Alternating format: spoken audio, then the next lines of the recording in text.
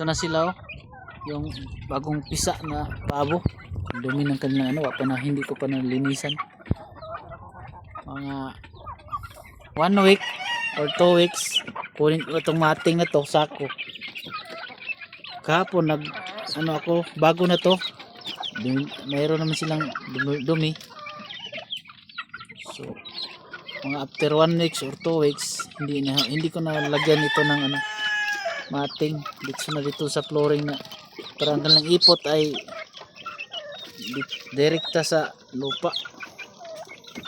Hindi ako dito linisin ko ang kanilang yung ipot, pinapala ko,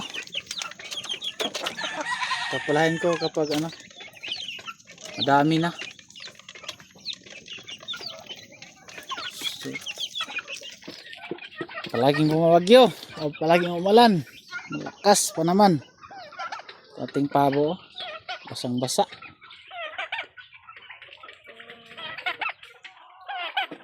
So yun lang po. So maraming salamat po.